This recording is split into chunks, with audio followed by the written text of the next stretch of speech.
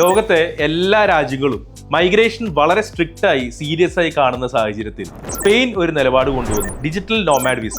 അതായത് നിങ്ങൾക്ക് ഒരു 2.25 ലക്ഷം രൂപ സാലറി ഉണ്ടെങ്കിൽ നിങ്ങൾക്ക് സ്പെയിനിൽ വന്ന് എഗെയിൻ കുറച്ച് വർക്കിംഗ് അവേഴ്സും ചെയ്തുകൊണ്ട് അഡീഷണൽ ഒരു ഇൻകം തന്നെ ജനറേറ്റ് ചെയ്യാവുന്ന ഒരു പോസിബിലിറ്റി. എക്സ്പീരിയൻസ്ഡ് ആയിട്ടുള്ള ഗ്രാജുവേറ്റ്സിന് എല്ലാ രാജ്യങ്ങൾക്കും പ്രത്യേകിച്ച് യൂറോപ്പിൽ വളരെയധികം റിക്വയർമെന്റ് ഉണ്ട്. അവരുടെ രാജ്യത്തുള്ള സ്പെൻഡിങ് കൂട്ടാനാണ്, എക്കണോമിക് ഒരു ബൂം കൊണ്ടുവരാനാണ് ഇതെല്ലാം തന്നെ ചെയ്യുന്നത്. അതോടൊപ്പം സ്റ്റുഡന്റ് വിസയിലും കുറച്ച് ലീനിയൻസ് ഉണ്ട് സ്പെയിനിന്.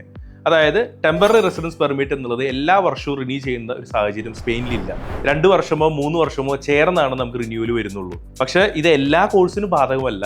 ലാംഗ്വേജ് കോഴ്സസ് എടുത്ത് ഒരു മൈഗ്രേഷൻ മാത്രം നോക്കിക്കൊണ്ടുള്ള ആളുകൾക്ക് ഒരു നല്ല കാലമല്ല. എന്നിരുന്നാലും ഓവറോൾ അവിടുത്തെ സ്പെൻഡിങ് കൂട്ടാനായിട്ടുള്ള ഇത്തരത്തിലുള്ള വിദേശത്തു നിന്നുള്ള ആളുകളെ ഇൻവൈറ്റ് ചെയ്യുന്നതും അതേപോലെ സ്റ്റുഡന്റ് വിസയ്ക്ക് കൊണ്ടുവന്ന ലീനിയന്റ് ആയിട്ടുള്ള നിലപാടും ഒക്കെ തന്നെ നമുക്ക് ഒരു കാര്യം വളരെ വ്യക്തമായി മനസ്സിലാക്കാം. ധാരാളം ഗ്രാജുവേറ്റ്സിനെ നല്ല യൂണിവേഴ്സിറ്റിയിൽ നിന്ന് പഠിച്ചിട്ടുള്ള സ്കിൽസ് അപ്ഗ്രേഡഡ് ആയിട്ടുള്ള ആളുകളെ ഈ രാജ്യങ്ങൾക്ക് എല്ലാം തന്നെ ആവശ്യമാണ്, പ്രത്യേകിച്ചും സ്പെയിനിന്.